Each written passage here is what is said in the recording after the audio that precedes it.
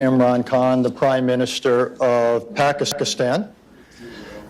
He has been Prime Minister for just over a year.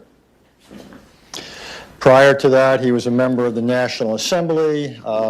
Before politics, he served as UNICEF's Special Representative for Sports.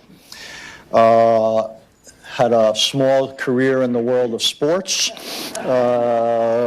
where he is widely recognized as one of the great cricket players in history and led Pakistan's national team to victory at the World Cup. A lot of other things. He was at Oxford in the early and mid 1970s, along with others, Tony Blair, Benazir Bhutto, and quite a few other distinguished people who went on to have extraordinary careers.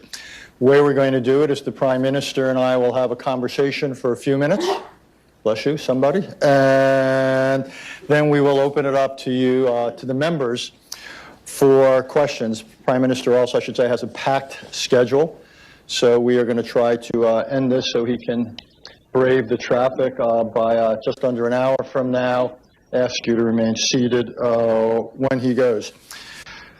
I can't resist, so one question. First of all, again, thank you and welcome, sir. One question about your previous life.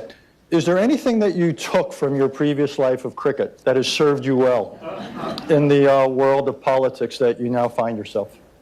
Well, Richard, thank you very much first for inviting me here, giving me an opportunity to talk about my country.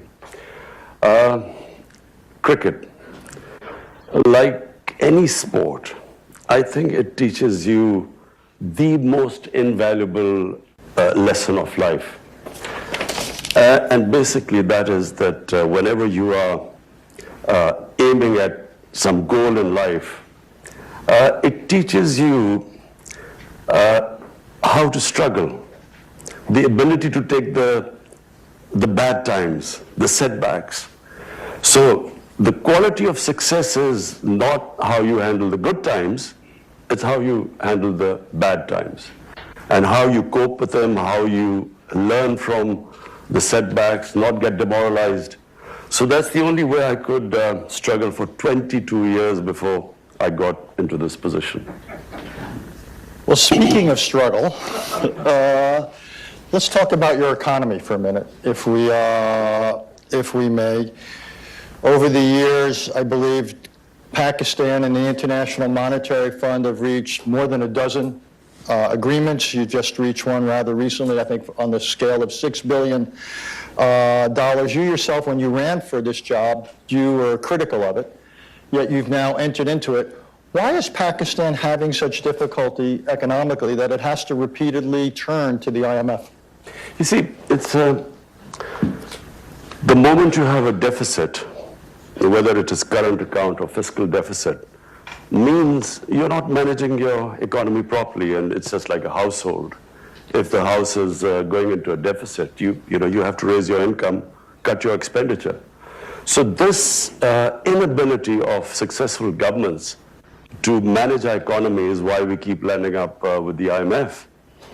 We inherited, unfortunately, the biggest current account deficit in Pakistan's history. And so the first year has been a real struggle to basically fix this deficit. And I'm very proud to say that we have really cut down this deficit almost by 70%. We now have an economy which is heading in the right direction. Simple reason was that previously we had a 5% growth rate, but that was based on imports. This time what we are doing is restructuring the economy so that it's an export-based growth rate, which is really how an economy goes up. So that has been the main reason why we had to go to the IMF, because we had this huge current account deficit. Also wanted to talk about your relationship with China. Pakistan is on the short list of the countries that receives the most Belt and Road investment from China. So there's really, I have two questions flow from it. Won't this dramatically exacerbate your debt challenge given the nature of Chinese support? And how does Pakistan make the claim that it's going to retain its full sovereignty, given that it's allowing or inviting China in to do projects on such a scale? First, let me just say that the situation which we found ourselves in when 13 months ago we came into power was probably the worst economic situation. And so China really helped us when we were right at the rock bottom. They helped us, supported our, by giving us funds for our foreign exchange reserves, very important at that time. In fact, we were staring at a default. So China helped us along with Saudi Arabia and UAE to beef up our reserves. And what China offers us right now as an opportunity, they have a $2 trillion import market. And so China has given us a preferential trade agreement where we can export to China at the same terms as the ASEAN countries. So this is a great opportunity. Apart from that, we have this opportunity now to get Chinese industry to relocate in Pakistan, bring in technology. So China has given us a great opportunity to lift ourselves up from where we are right now. I want to talk, and I want to try to cover a lot of different subjects before we turn to the members here. They asked the tough questions, by the way. I'm here to lull you into a sense of complacency. I want to talk about U.S.-Pakistani relations. In full disclosure, I've been involved with them many times in the U.S. Government, and each side has something of a narrative of frustration, even bitterness, or with the other. I want to quote a sentence or two from the memoir of Jim Mattis. James, until recently, was the U.S. Secretary of Defense. And I'm quoting here. Of all the countries I've dealt with, I consider Pakistan to be the most dangerous because of the radicalization of its society and the availability of nuclear weapons. James Mattis is a respected, temperate man. So when you hear someone like that writing those words, what is your reaction? Just that I do not think James Mattis fully understands why Pakistan became radicalized. There's just a short history which everyone may or may not know.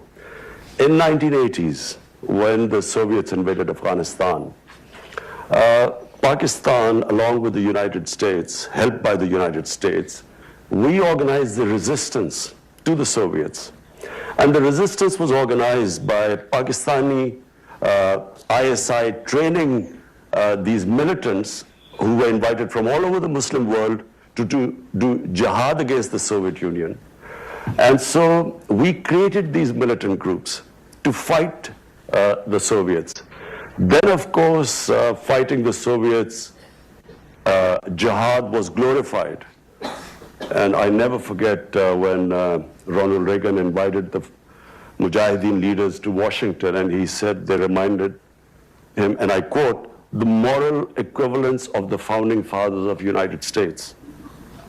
So jihad was, jihadis were heroes then. Come 1989, Soviets leave Afghanistan. The United States packs up and leaves Pakistan with a lot of those who would have reminded Ronald Reagan of the moral equivalence of founding fathers, and we were left with these groups.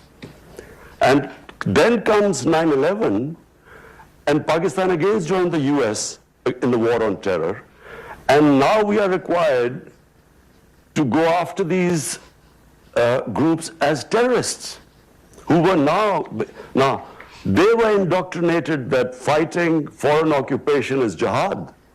But now when the US arrived in Afghanistan, it was supposed to be terrorism. So Pakistan took a real battering in this. I have to say, Richard, I opposed this from day one. I said we had first trained these guys to fight jihad, and it was a great idea, and now we are telling the same groups it's terrorism. So we should at least have stayed neutral. Pakistan, by joining the US after 9/11, committed one of the biggest blunders. 70,000 Pakistanis died in this. We had some say over 150 billion, some say 200 billion, some economists, Pakistanis, 200 billion lost to the economy. And on top of it, we were blamed for the US not winning in Afghanistan. I thought it was the worst period for Pakistan. The lessons learned now, I think the Pakistan government should not have pledged what they could not deliver. How could they deliver? There were insider attacks in the Pakistan army. The groups that were close to the Pakistan army, the army was now trying to kill them. So, in a nutshell, when Mattis says Pakistan was the most radicalized state, this is why we were. First we create these jihadis and then we try and kill them, who then turn against the state. And that's why we suffered. Isn't there the criticism fair that you are partially responsible for our difficulties in Afghanistan because Pakistan continues to accord sanctuary, provide sanctuary to the Taliban, and even if you can't always succeed against radicals who are on your territory, it seems to me it's totally legitimate for the United States to expect 100% effort. And at times we have argued and we would argue that the effort is anything but 100%. You know, look, here was someone who kept saying that there's never going to be a military solution in Afghanistan. I kept telling Pakistan government whenever I had a chance. I came here in 2008. President Obama had not taken office. I spoke to senior Democrats. I told them that there will never be a military solution in Afghanistan simply because I have read the history of Afghanistan. You just have to read the history.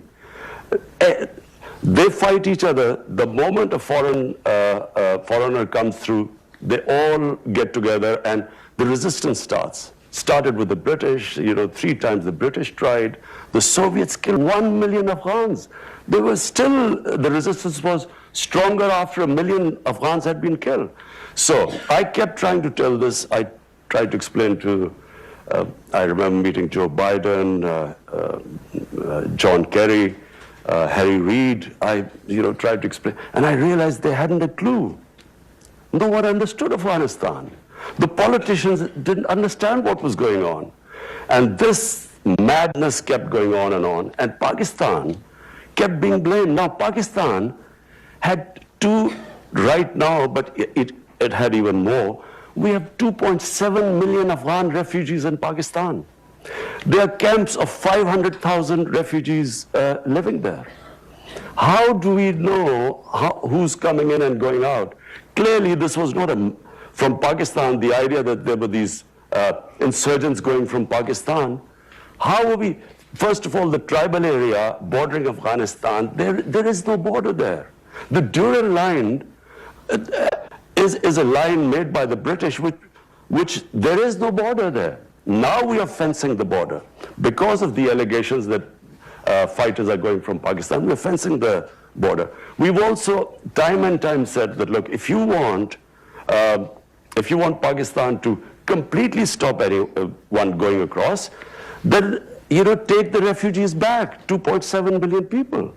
But it's not possible that that 2.7 million refugees there and expect Pakistan to completely shut the border.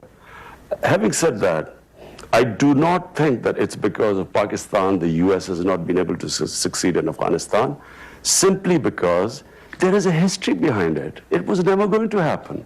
And fortunately, President Trump has done, by him forcing there to be a dialogue, and then this peace deal, which was just about to be signed. This is painful for us. The peace deal was about to be signed, and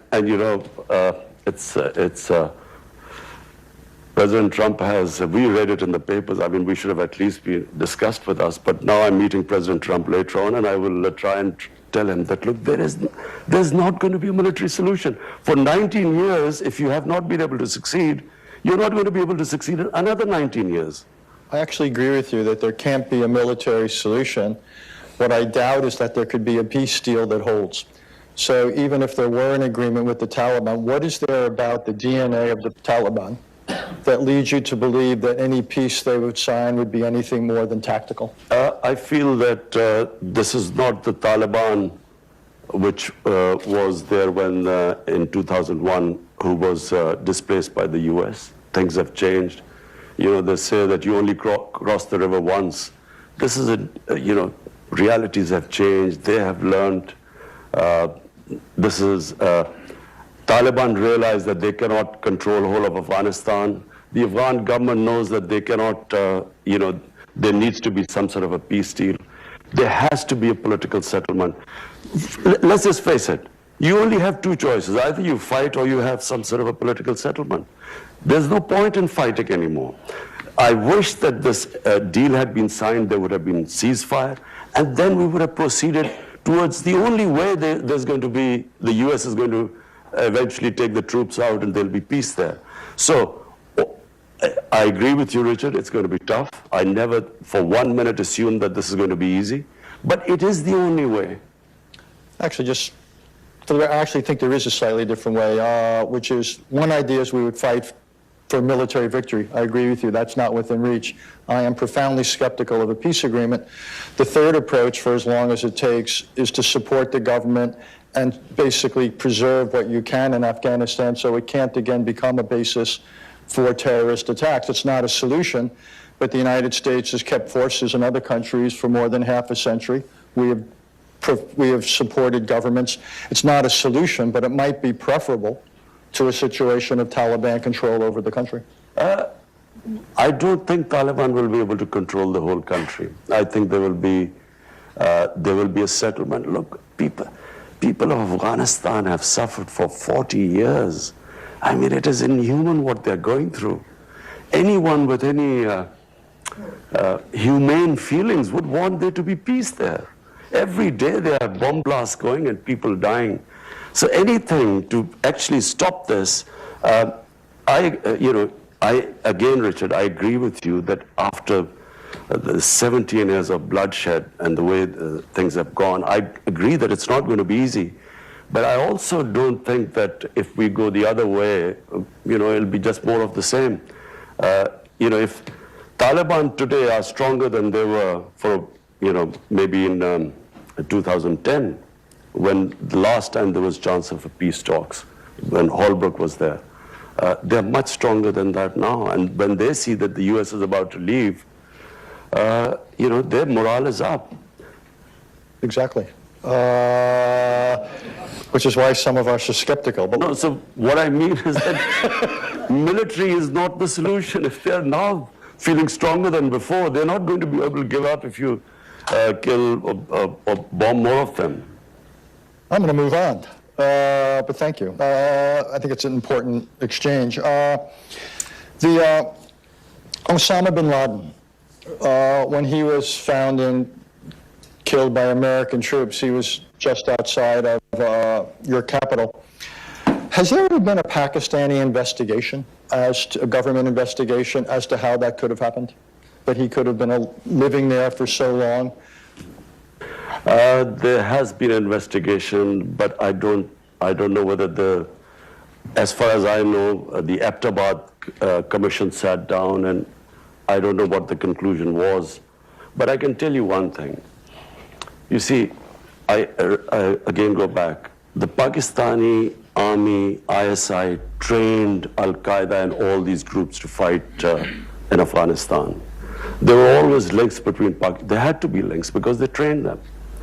Now, as I said, after 9/11, when we did a 180-degree turn and went after those groups, not everyone agreed with us. But in the army, people didn't agree with us. And so, as I said, there were more insider attacks in Pakistan. General Musharraf, there were 2 attacks on him, suicide attacks on him, which were insider from within the army. So people, so as far as I know, and I think there was a statement by President Obama that Pakistan military, the army chief, the ISI chief, had no idea about this. Because I think they were listening, to the conversation the night the raid took place. And they said so. So if there was, it was probably at lower levels who already had contacts. Actually wanted to follow up on something, and I don't mean to be disrespectful, but in the modern history of Pakistan, I would say most outsiders, when they look at the prime minister as a position, and they look at the strength of the chief of staff of the army and the head of the ISI, the intelligence directorate, they would say the preponderance of power is in the hands of the other two individuals, the head of the army and the head of intelligence. Is that a fair characterization? So do you really feel limited in what you can do as prime minister? Look, in any democracy or any form of government, democracies function because of moral authority. If democracies lose their moral authority, then the physical strength and authority lies with the army. In our country, because space was given due to a lack of moral authority, because of corrupt governments, the army, naturally there's no vacuum, so it moved in. I can tell you that since I have been 13 months in power, every policy of mine is in our manifesto. We wanted peace with all our neighbors. We opened the Kartarpur corridor, opening up. Normally this would have had security implications. Our security forces would have resisted. Our policy with Afghanistan, which we reached out immediately to Afghanistan, to President Ghani. I have invited him to Pakistan. We speak regularly if there's any issue.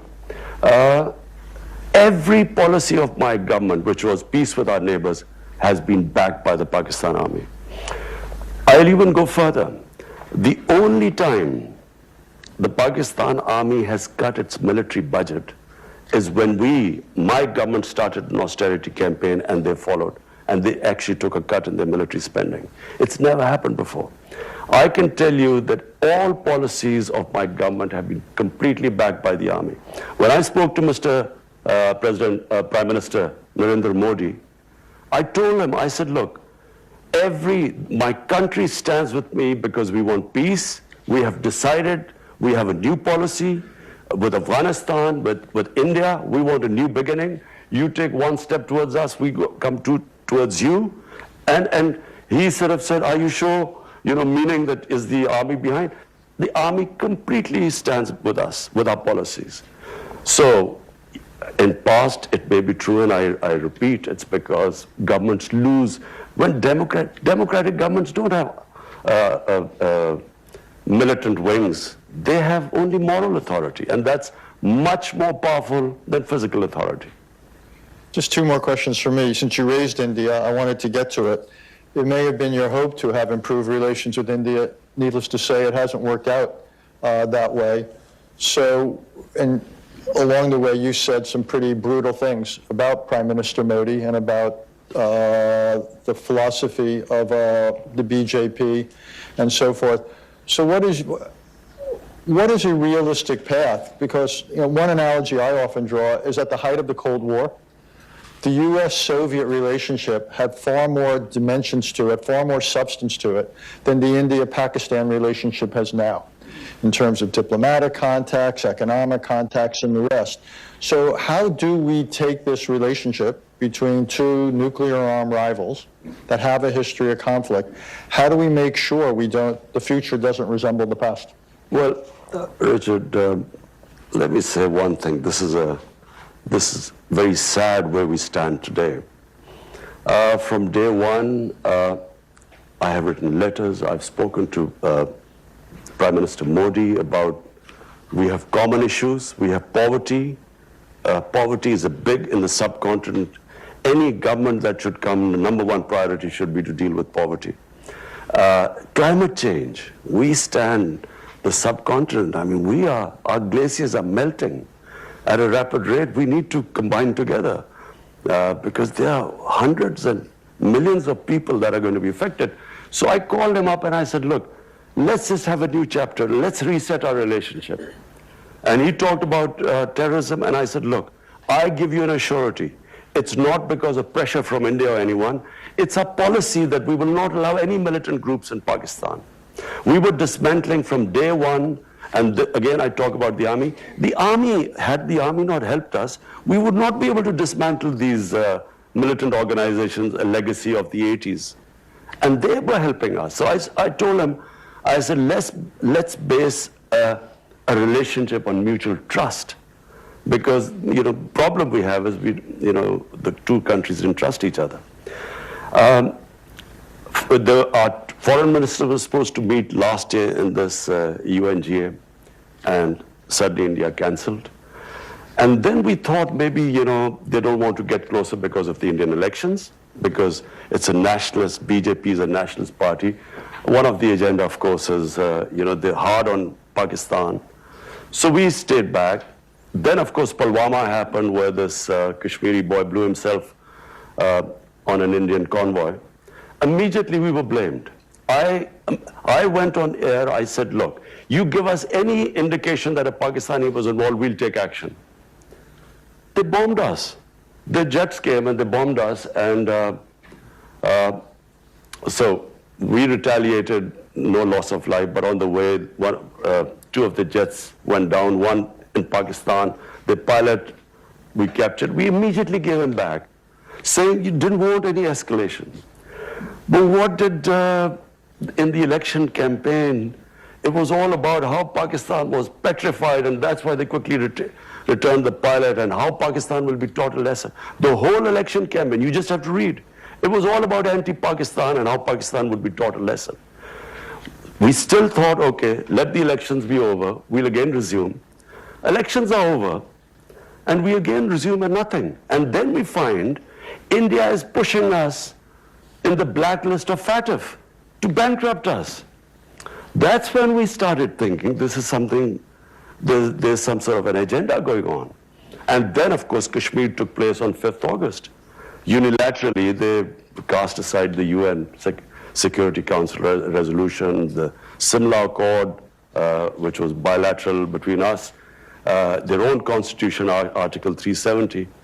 And that's when, you said, I said all those things. That's when I have said that this is an agenda. This is an RSS agenda which they are following. And I'm afraid, I worry now where we are, where the two countries are. That's why before that I asked President Trump to intervene and play a role in this. Because whenever we ask for other countries, United Nations to help, India says it's a bilateral issue. When we try to talk to them, they said there's nothing to talk about. So it's very important. It's two nuclear-armed countries facing each other, like this incident happened in February. I, as the Prime Minister of a country, am saying that anything can happen in such situations. You don't know what can happen. We should never be in this situation. That's why I will be speaking in UN. I would want the United Nations to play a role. This is why the United Nations came into being. This could have effects way beyond the subcontinent. Since India's tradition, not just this government, but other governments, has been not to accept third-party mediation, it seems to me it's beholden on India and Pakistan to essentially break this dynamic, which has obviously gotten worse after what's happened in Kashmir. Might it not make sense for Pakistan, and given where we began our conversation, you've got economic priorities and the rest, the last thing you need is a worsening strategic situation in South Asia. Might it not make sense for Pakistan to think of a way of at least reestablishing some sort of an opening for diplomacy? Richard, look at the situation right now. There are 8 million Kashmiris for 50 days have been shut inside. 50 days, 900,000 Indian troops have shut in their homes, 8 million Kashmiris. How am I going to talk about what? And unilaterally, they have reneged on international laws. This was a disputed territory, Kashmir, between Pakistan and India. The United Nations, the Security Council, had given the people of Kashmir the right of self-determination, which was never given to them. Now, how do we start talking to anyone? How can we speak to India?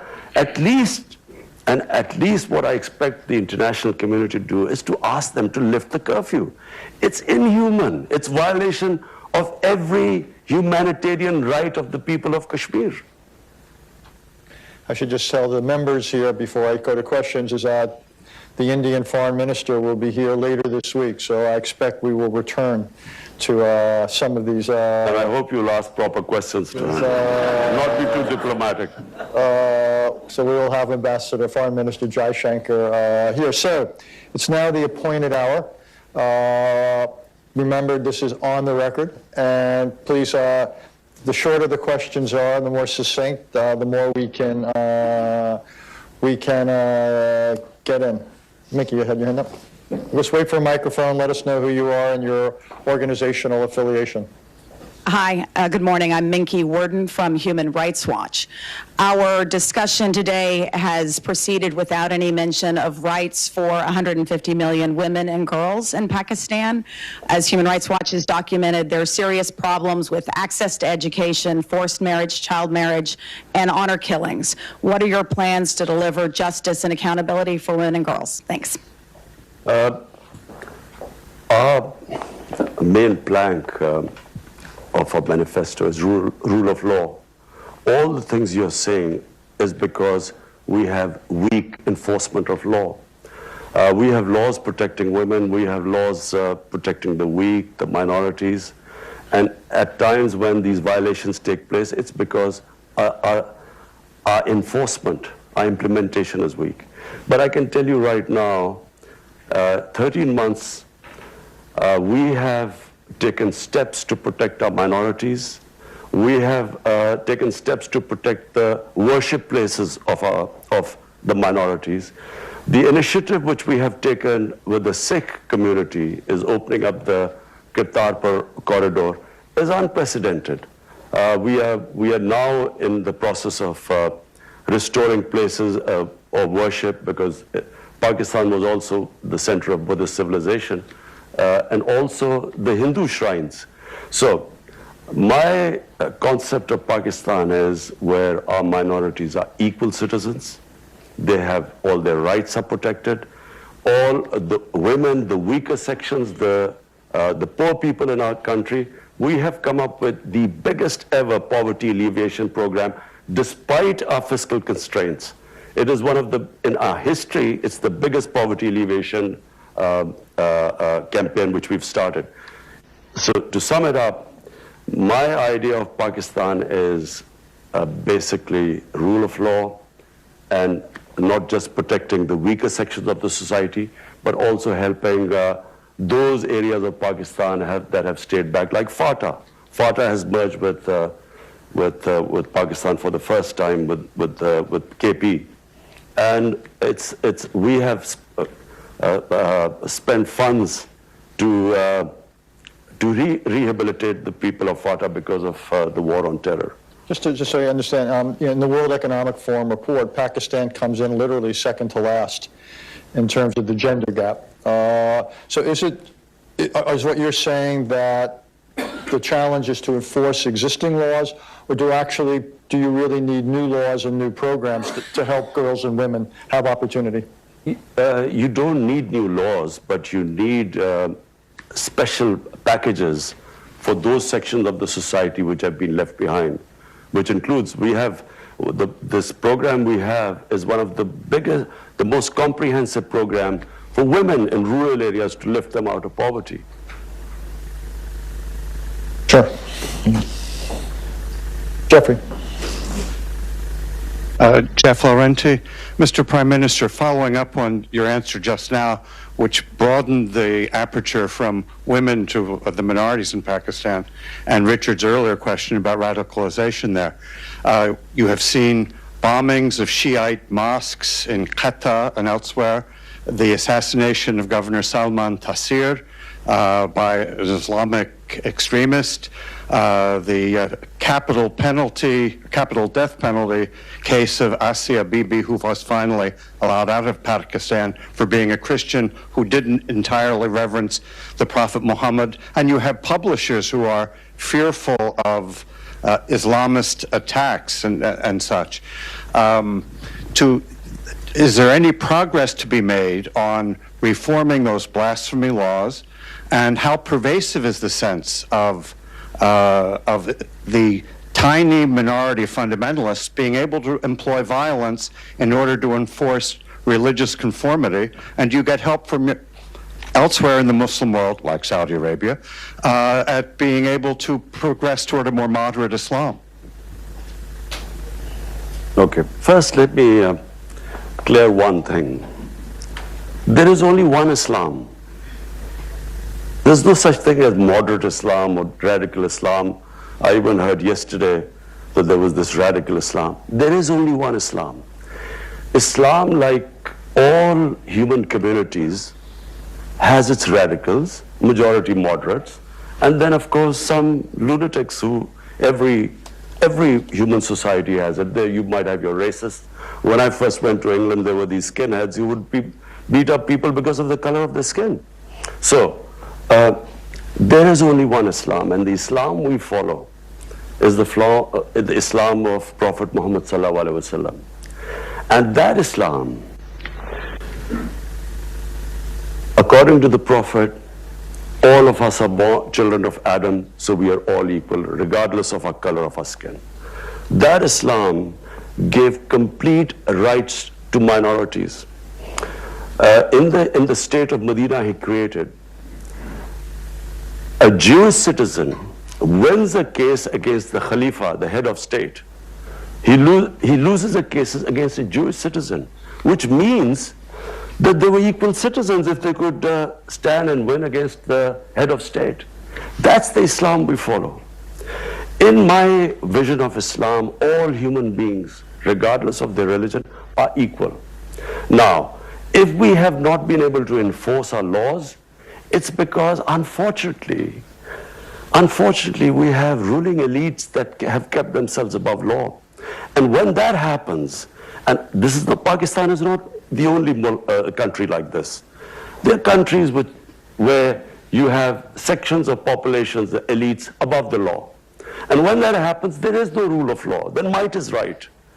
So my party is called Tehreek-e-Insaf, Movement for Justice. And justice means justice for all human beings. In fact, for me, justice means for animals too. Because in the state of Medina, who we look up, for Muslims, there is only one model, and that is the Prophet created the state of Medina. That state of Medina gave rights to women first time, property rights. That state of Medina first introduced progressive taxation. First welfare state. State took responsibility of handicapped, orphans, widows, poor. That state of Medina had rule of law. No one was above law. So, and as I quote, a Jewish citizen could win a case against the head of state. That's the state we want. That's the ideal we move to. Unfortunately, we are not close to that ideal, and this is why 13 months down the line, we have, at least what we have done is, no one would have touched the criminals who plundered our country.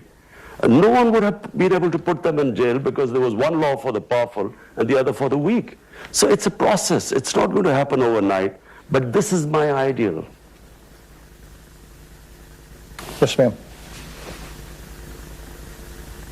Thank you very much, and thank you for your comments. My name is Rina Amiri. I'm from NYU, and I'm an Afghan American. And you're right that Afghans are tired of war. They desperately want peace.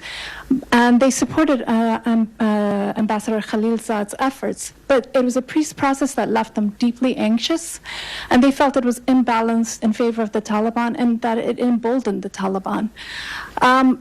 They would seek the support of Pakistan for reigniting peace talks, but one in which a number of the issues that they are concerned about are on the table, including having talks with the Afghan government either directly or through proximity talks.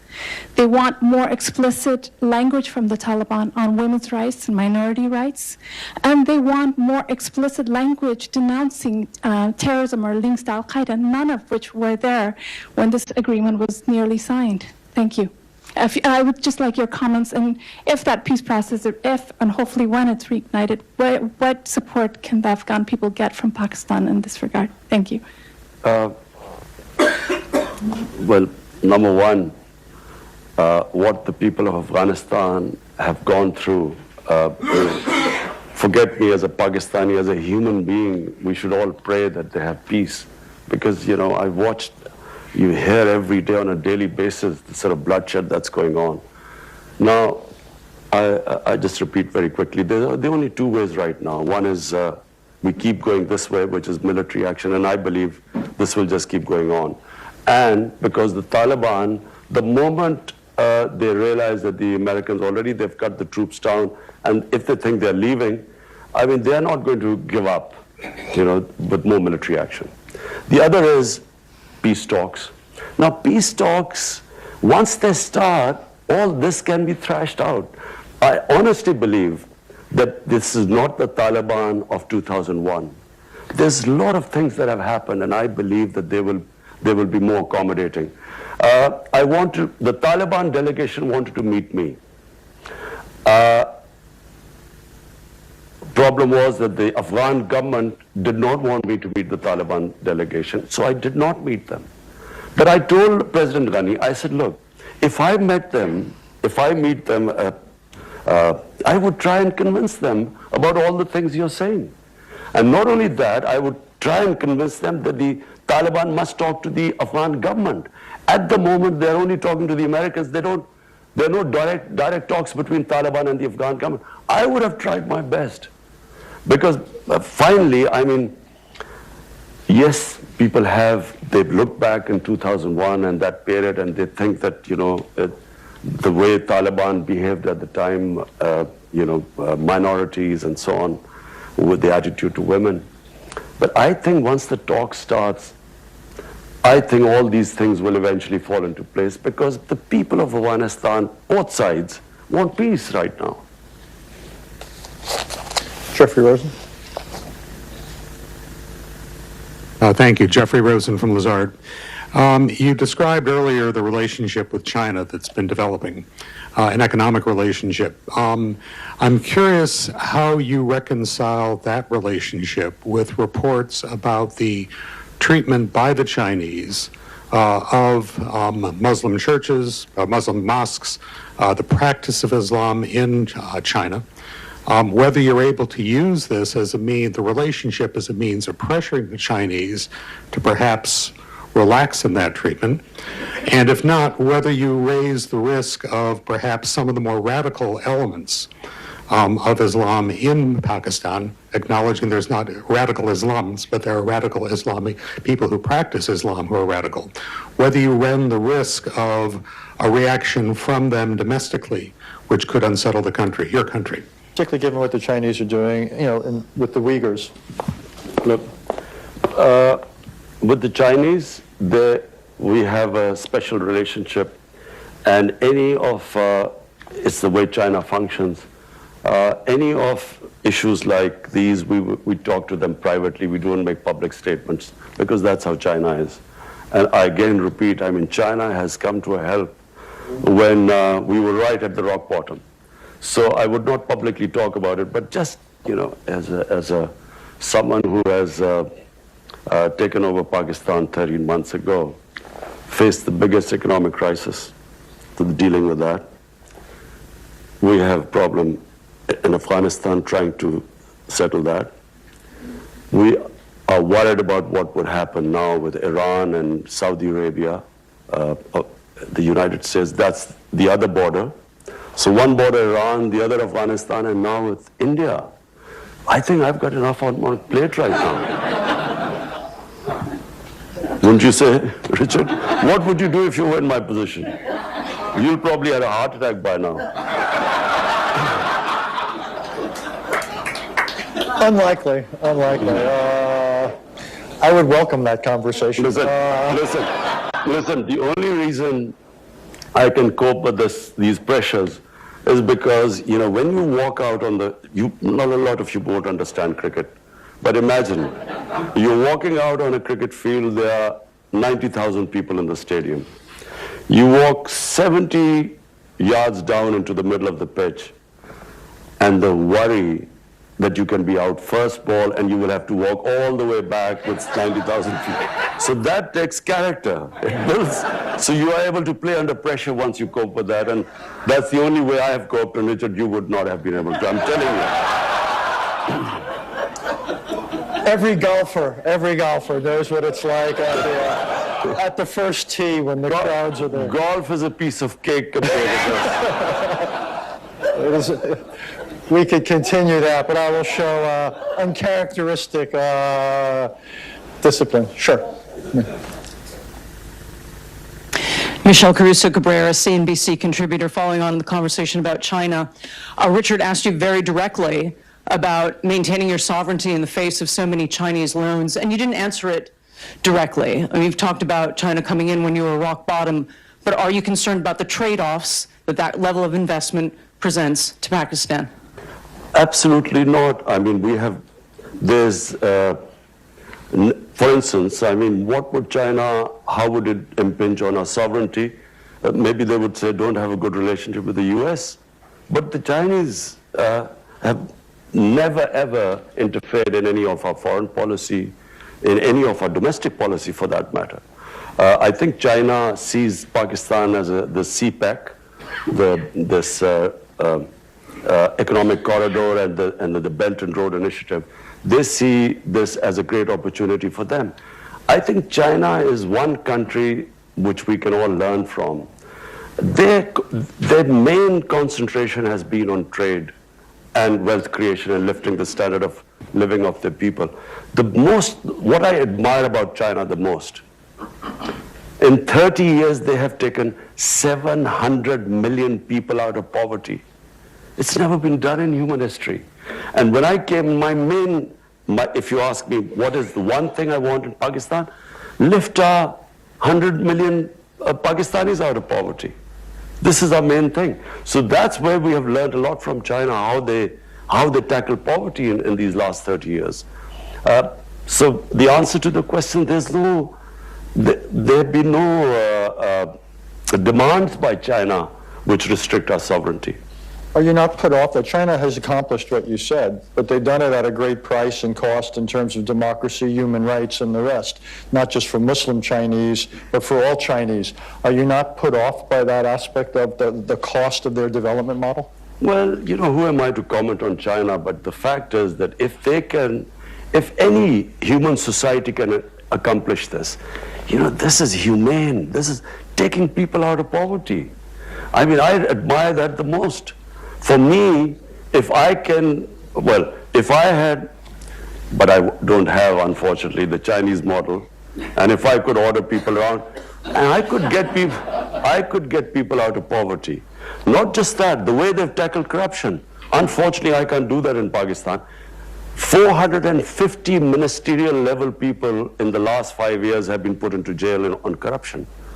I mean, I wish I could do that in my country.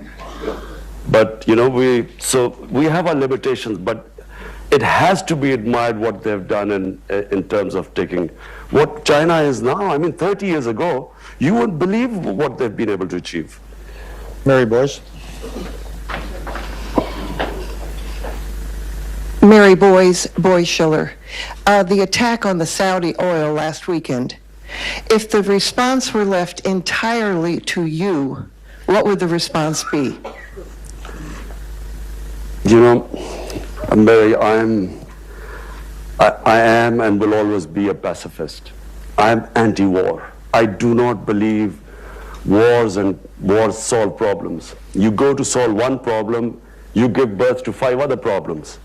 You go after Al-Qaeda, you create ISIS. I do not believe wars solve problems, unfortunately. I would do everything to resolve this issue through diplomacy. I would be trying my best, because if there is a conflict there, the consequences, I mean, just look at the poorer countries. Do people care about poor countries? Imagine if oil prices go up. And we are struggling finally to sort of try and balance our budget. This will just immediately throw everything for us. And so we already have the war we had, war on terror. 70,000 Pakistanis died. And it's a lesson my government, people of Pakistan have learned, that we will avoid conflict at everything. And we can't afford another conflict going on in our neighborhood. Yes, ma'am. You've been very patient. Masuda Sultan, All in Peace, a coalition of Afghans and Americans looking to end the longest war in American history. I wanted to thank you for your comments on Afghanistan and the war. And you've been supportive of U.S. efforts at peace negotiations and indicated your willingness to encourage Trump to continue negotiations. My question is, what steps do you intend to offer to take as the Pakistani Prime Minister to advance the dialogue? For example, you mentioned that you didn't meet the Taliban when the Afghan government requested you not to. So what other steps do you intend to take? And how does the Kashmir issue complicate, or does it the Afghan issue?